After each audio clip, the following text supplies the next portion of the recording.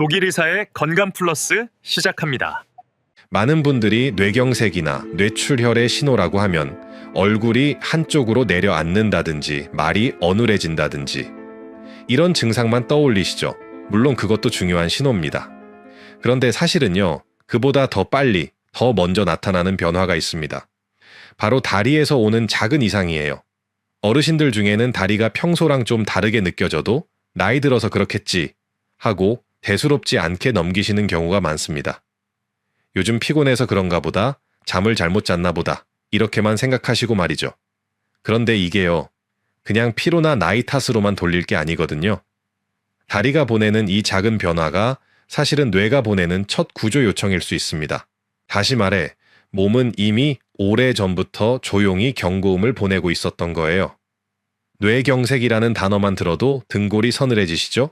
한 번 발병하면 생명을 위협할 뿐 아니라 설령 목숨을 건져도 반신마비나 언어장애 같은 후유증을 남길 수 있으니까요. 더 무서운 건 뇌경색이 어느 날 갑자기 벼락처럼 떨어지는 병이 아니라는 사실입니다. 혈관이 점점 좁아지고 피가 잘 통하지 못하면서 우리 몸은 이미 여러 신호를 보내고 있는 거예요. 그리고 그 신호가 가장 먼저 드러나는 곳, 바로 다리입니다. 왜냐하면 다리는 심장에서 가장 멀리 떨어져 있고 또 중력을 거슬러 피를 끌어올려야 하는 부위잖아요. 그래서 혈액 공급이 조금만 불안정해져도 다리에서 먼저 이상이 나타납니다. 그런데 문제는요, 발이 저리거나 다리에 힘이 빠지는 걸 단순히 근육 약화나 운동 부족으로만 생각해버리고 지나치시는 거죠. 오늘 영상에서는 바로 이 다리에서 나타나는 7가지 뇌경색 전조 신호를 알려드리겠습니다. 이 신호들을 제대로 알고 계시면 여러분 자신은 물론 가족의 생명까지 지킬 수 있을 거예요. 안녕하세요. 저는 독일에서 내과 전문의로 근무했고 지금은 하이델베르크 대학에서 학생들을 가르치고 있는 김성일입니다. 독일에서는 프리드리히 켈러라고도 불리죠. 독일은 심혈관 질환 분야에서 세계적으로 권위가 높은 나라입니다. 저는 지난 20년간 수많은 뇌경색 환자들을 진료하면서 한 가지 공통점을 확인했습니다. 거의 모든 환자분들이 실제 뇌경색이 오기 전에 다리에서 이상, 신호를 경험하셨다는 사실이었죠. 자, 이런 경험 있으실 거예요. 아침에 일어나 화장실에 가려는데 한쪽 다리가 유난히 뻣뻣하고 힘이 없어 뒤뚱뒤뚱 걸으신 적, 아니면 평소에 늘 다니던 길인데 갑자기 발끝이 턱 걸려서 휘청하신 적도 있으실 거예요. 이럴 때 대부분은 이렇게 생각하시죠. 어젯밤에 잠을 잘못 잤나? 운동을 안 해서 근력이 떨어졌나? 나이 들어서 그렇겠지. 아마 이렇게 넘기셨을 겁니다. 사실 병원에 오시는 환자분들도 똑같은 말씀을 하세요. 가족분들도 크게 다르지 않습니다. 다리가 불편하다고 가족들에게 얘기하면 운동 부족이야, 밖에 나가서 좀 걸어 하고 그냥 대수롭지 않게 넘기는 경우가 많습니다. 왜 하필 다리일까요? 다리는 단순히 심장에서 멀리 떨어져 있다는 이유만이 아닙니다. 의학적으로도 뇌혈류 이상이 가장 먼저 드러나는 부위로 잘 알려져 있습니다. 하지 동맥은 길이가 길고 말초까지 산소와 영양을 공급해야 하죠. 그래서 혈액 흐름이 조금만 줄어도 곧바로 힘이 빠지거나 감각이 둔해지는 겁니다. 실제로 독일과 네덜란드에서 수천 명을 대상으로 한 연구에서도 환자들의 절반 이상이 뇌경색이 오기 전에 다리에서 먼저 이상을 느꼈다고 보고했습니다. 그러니까 다리가 보내는 신호는 결코 가볍게 볼 게 아니었던 거죠. 특히 일과성 허혈 발작, 우리가 흔히 TIA라고 부르는 경우에는 그 신호가 더 뚜렷합니다. 발병 며칠 전, 심지어 몇 시간 전부터도 다리가 미리 위험 신호를 깜빡였던 거죠. 다시 말해, 몸은 마지막으로 기회를 주고 있었던 겁니다. 그러다 어느 날 갑자기 쓰러져 응급실로 실려오시고 그제서야 아, 그때가 신호였구나 하고 후회하는 경우가 많습니다.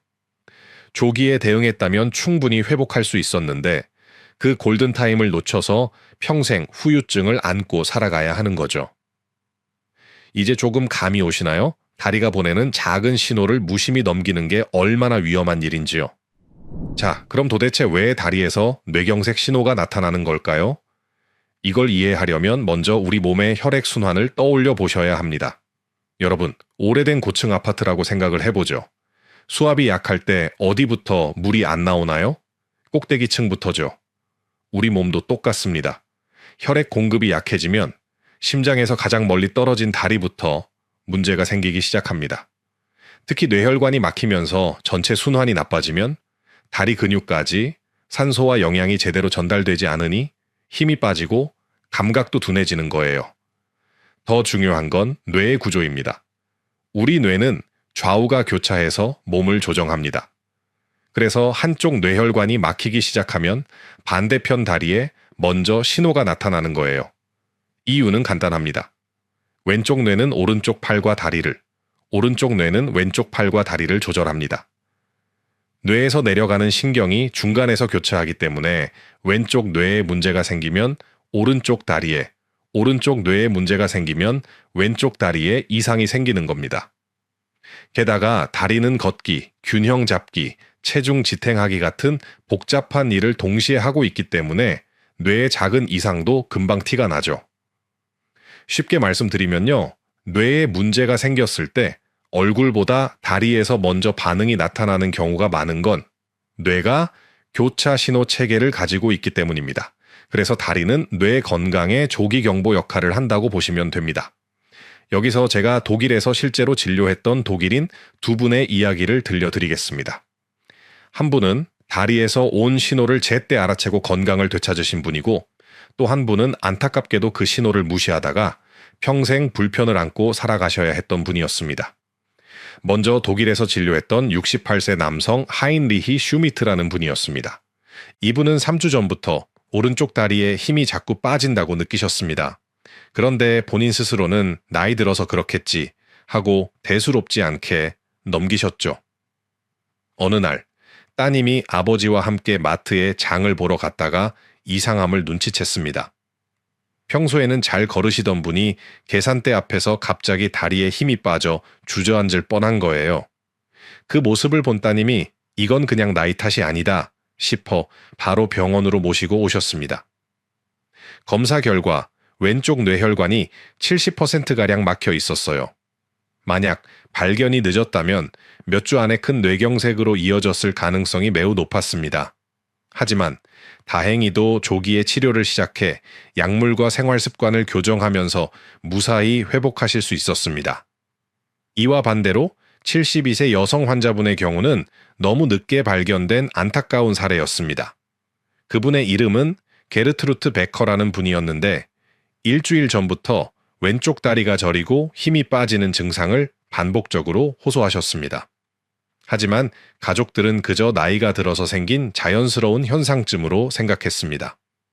운동이 부족해서 그렇다고 여겨 조금 더 걸으라고 권하기만 했고, 정작 다리의 불편함을 심각하게 받아들이지는 않았습니다.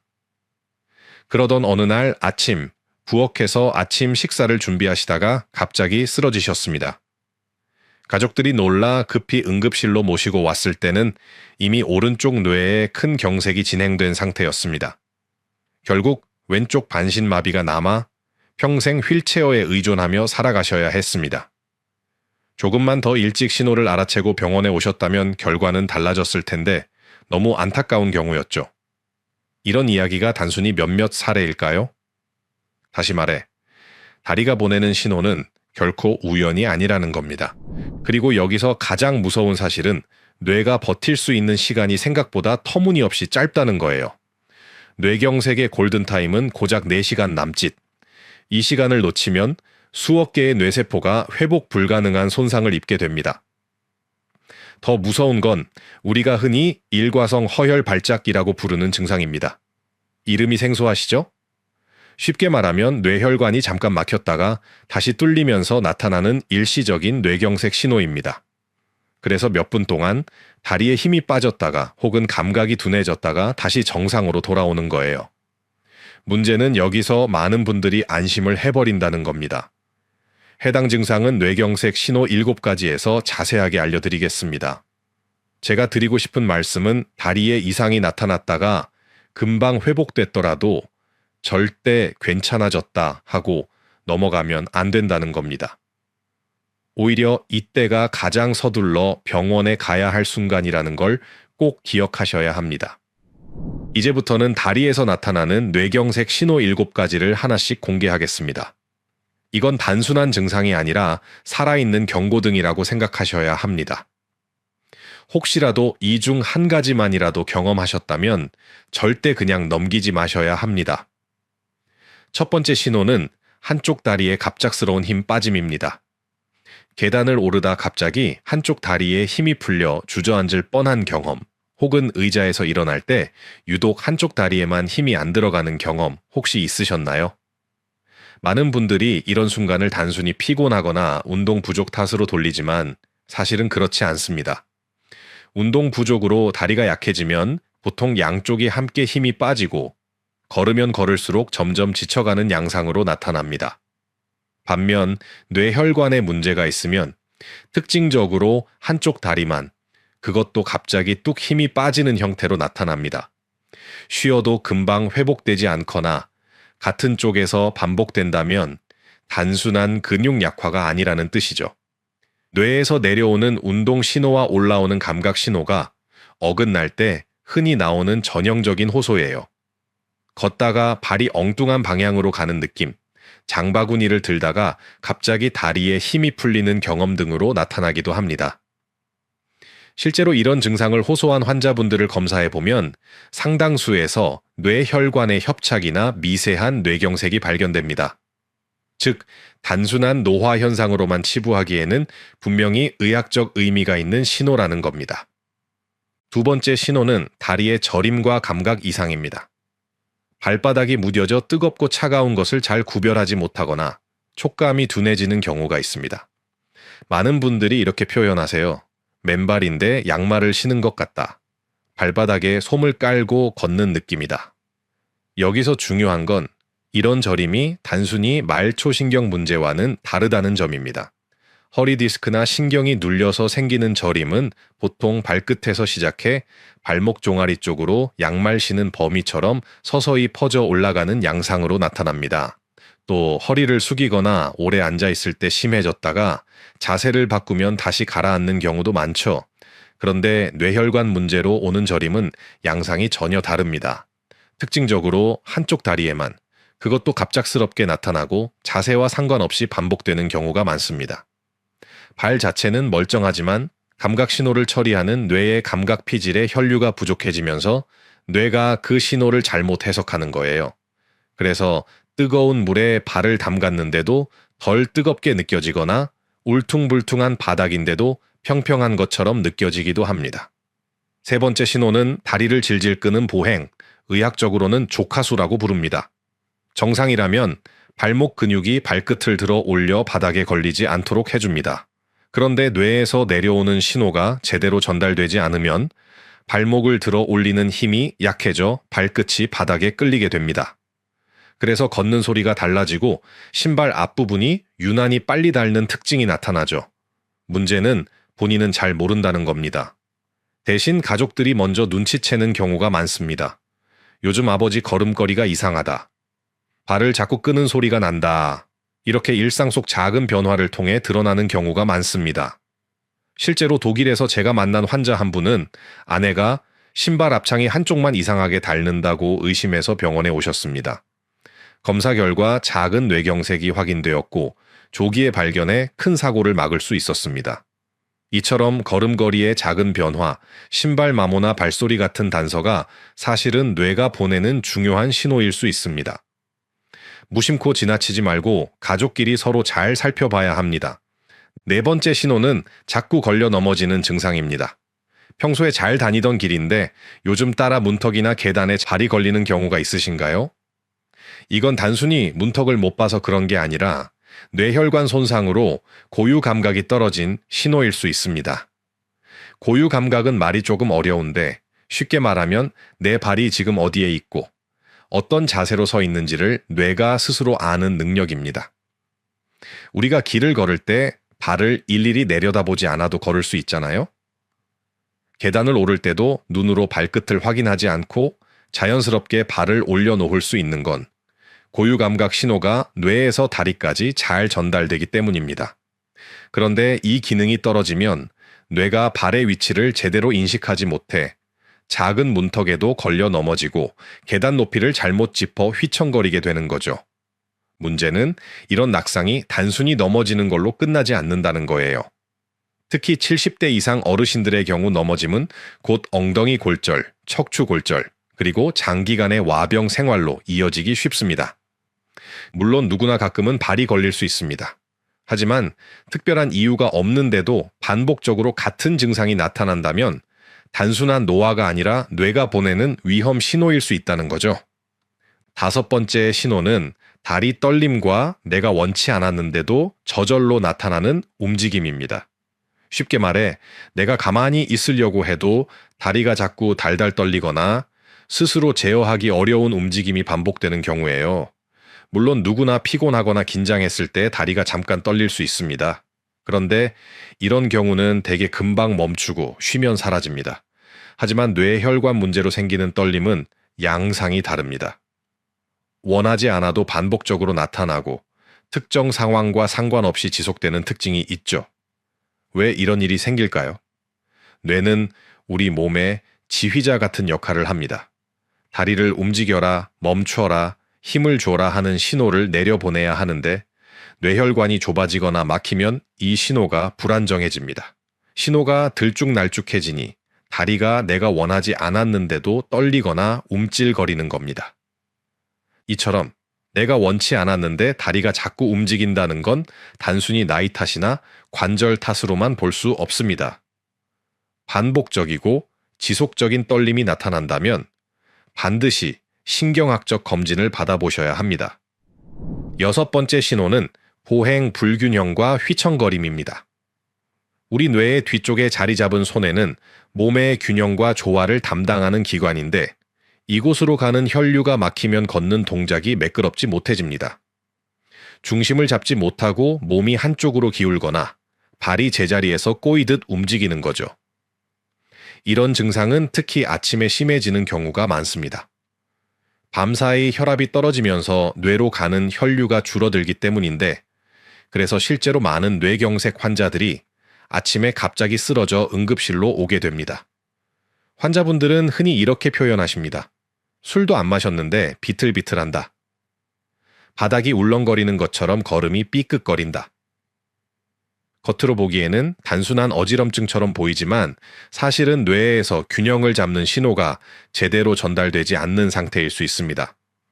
단순히 기립성 저혈압이나 귀에서 오는 어지럼증은 잠시 앉았다 일어나면 좋아지기도 하지만 손의 혈류 이상으로 생기는 휘청거림은 반복적이고 점점 심해진다는 특징이 있습니다. 따라서 특별한 이유가 없는데도 걷기만 하면 몸이 한쪽으로 기우뚱하거나 중심을 못 잡고 휘청거린다면 반드시 뇌의 이상 신호를 의심하셔야 합니다. 7번째 신호는 일시적 증상 후 회복, 의학적으로는 일과성 허혈 발작, 흔히 TIA라고 부릅니다. 앞에서 잠깐 말씀드렸던 부분인데요. 이번에는 조금 더 자세히 짚어드리겠습니다. 이건 뇌혈관이 잠시 막혔다가 다시 열리면서 나타나는 현상입니다. 그래서 몇 분에서 수십 분 동안 다리에 힘이 빠졌다가 감각이 둔해졌다가도 금방 회복될 수 있죠. 문제는 많은 분들이 다시 괜찮아졌으니 이제는 별일 아니다 하고 안심해버린다는 겁니다. 하지만 사실 이게 가장 위험합니다. 연구에 따르면 TIA를 경험한 환자의 75%가 3개월 이내 실제 뇌경색으로 진행하며 그중 절반은 단 48시간 안에 발병합니다. 그러니까 잠깐 증상이 사라졌다는 건 오히려 큰 뇌경색이 곧 온다는 경고일 수 있는 겁니다. 실제로 제가 만난 환자 중에도 다리에 힘이 빠졌다가 20분 만에 정상으로 돌아와 그냥 귀가하신 분이 있었습니다. 다행히 가족분들이 불안하다며 다음 날 병원에 모시고 와서 작은 뇌경색을 조기에 발견하고 치료할 수 있었지만 그렇지 않았다면 며칠 안에 큰 뇌경색으로 이어졌을 가능성이 높았습니다. 자, 이렇게 다리에서 나타나는 7가지 뇌경색 전조 신호를 살펴봤습니다. 혹시 이 중에서 경험해 보신 증상이 있으신가요? 단 하나라도 해당된다면 절대 가볍게 넘기지 마시고 반드시 의료진과 상담하시기 바랍니다. 여기까지 들으시고 혹시 마음이 무거워지셨나요? 걱정하지 않으셔도 됩니다. 이제부터는 희망적인 이야기를 드리겠습니다. 뇌경색은 무섭지만 사실 환자의 80% 이상은 생활습관 관리만으로도 예방이 가능하다는 게 WHO와 유럽 신경학회의 공식 발표예요. 지금부터라도 시작하면 늦지 않습니다. 제가 독일에서 진료할 때도 생활습관을 조금만 바꿔서 완전히 다른 삶을 사시는 분들을 많이 봤습니다. 먼저 혈압 관리가 가장 기본입니다. 혈압은 가능한 120에 80 전후로 유지하는 게 이상적이에요. 그런데 고혈압인 분이라면 적어도 130에 80 정도를 목표로 관리하셔야 합니다. 이 단계를 고혈압 1기 단계라고 하는데 적어도 그 정도까지는 혈압을 안정시켜야 합니다. 매일 같은 시간에 혈압을 재고 기록해두는 습관이 중요합니다. 특히 아침에 일어나서 30분쯤 지난 뒤 측정하는 게 가장 정확합니다. 혈압이 높아지면 혈관벽에 작은 상처가 생기고 그 자리에 콜레스테롤이 달라붙으면서 혈관이 점점 좁아지게 됩니다. 이런 과정이 반복되면 결국 혈관이 막혀 뇌경색으로 이어질 수 있는 거죠. 다음은 혈당 관리입니다. 건강한 분들은 공복 혈당은 100 미만, 식후 2시간 혈당은 140 미만을 유지하는 게 이상적입니다. 이미 당뇨가 있으신 분들은 의사와 상의해 관리 목표치를 정해야 하지만 일반적으로는 공복 혈당 130 미만, 식후 2시간 180 미만을 권장합니다. 왜 이게 중요할까요? 혈당이 높으면 혈관벽이 점점 손상되고 그 결과 뇌경색 위험이 최소 3배 이상 높아집니다. 그래서 당뇨 환자분들은 혈당 조절은 뇌혈관 보호라고 생각하시고 꾸준히 관리하셔야 합니다. 콜레스테롤 관리도 빼놓을 수 없습니다. 특히 LDL 콜레스테롤, 흔히 나쁜 콜레스테롤이라고 부르는 수치를 낮추는 게 핵심이에요. 왜냐하면 LDL은 혈관벽에 달라붙어 기름 찌꺼기를 만들고 결국 혈관을 좁히거나 막아버리기 때문입니다. 반대로 HDL 콜레스테롤은 혈관 속에 쌓인 LDL을 청소하는 역할을 해서 좋은 콜레스테롤이라고 부르죠. 그렇다면 어떻게 해야 할까요? 우선 포화지방이 많은 기름진 음식, 가공육, 튀김류는 줄이시는 게 좋습니다. 대신 오메가3가 풍부한 등푸른 생선을 일주일에 2-3번 챙겨 드세요. 연어나 고등어, 청어 같은 음식이 대표적입니다. 또 호두, 아몬드, 아마씨 같은 견과류, 올리브유나 카놀라유처럼 불포화 지방이 많은 기름은 LDL을 낮추고 HDL을 높이는 데 도움이 됩니다. 채소와 과일도 잊지 마세요. 특히 녹황색 채소와 베리류에는 항산화 성분이 풍부해서 혈관벽을 튼튼하게 지켜줍니다. 운동도 빠질 수 없습니다. 가장 좋은 건 빠르게 걷기예요. 하루 30분, 주 5회 정도면 충분합니다. 옆 사람과 대화는 가능하지만 노래 부르기는 어려운 정도의 속도, 이게 적당한 빠른 걸음입니다. 이 정도만 꾸준히 해도 혈액순환이 확 좋아집니다. 생활습관 중에서는 금연이 가장 중요합니다. 담배는 혈관을 직접적으로 손상시키니까요. 술은 남성은 하루 2잔, 여성은 1잔 이하로만 드시는 게 안전합니다.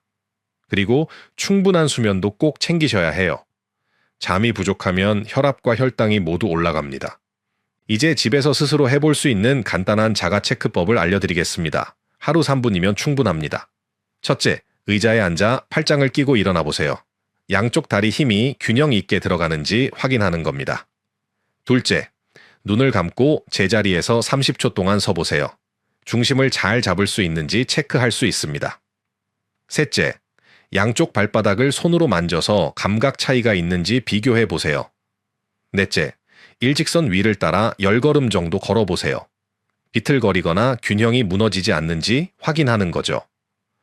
만약 이 4가지 중에서라도 이상이 있다면 절대 쉬면 괜찮아지겠지 하고 넘기지 마시고 증상 시작 시간을 기록한 뒤 즉시 병원에 가셔야 합니다. 여러분, 내일 아침부터라도 이 체크법을 직접 해보시고 결과를 댓글로 나눠주시면 좋겠습니다. 가족과 함께 해보셔도 큰 도움이 될 거예요. 오늘 내용을 간단히 정리해 보겠습니다. 우리가 함께 살펴본 건 다리에서 나타나는 뇌경색의 7가지 전조 신호였죠. 이 신호들을 조기에 알아차리면 회복의 길이 열리지만 무심히 지나치면 평생의 후회로 남을 수 있습니다. 작은 신호, 마지막 경고, 평생의 후회. 이 세 단어가 무겁게 느껴지실 수도 있지만 이제 여러분은 이 모든 걸 막을 수 있는 지식을 손에 넣으셨습니다. 다리는 단순히 우리 몸을 지탱하는 기둥이 아니라 뇌가 보내는 경보 장치입니다. 경보음을 무시하면 화재를 피할 수 없듯 다리에서 오는 신호를 무시하면 뇌경색을 피하기 어렵습니다. 하지만 우리 몸은 거짓말을 하지 않습니다. 다리는 뇌의 언어라는 걸 꼭 기억해 주세요. 오늘 영상이 도움이 되셨다면 구독과 좋아요 잊지 말아 주세요. 그리고 주변 분들에게도 공유해 주시면 좋겠습니다. 여러분의 작은 나눔이 누군가의 생명을 지킬 수 있으니까요. 앞으로도 건강한 삶을 지키는데 꼭 필요한 이야기들을 계속 전해드리겠습니다. 지금까지 독일에서 독일의사 김성일이었습니다. 감사합니다.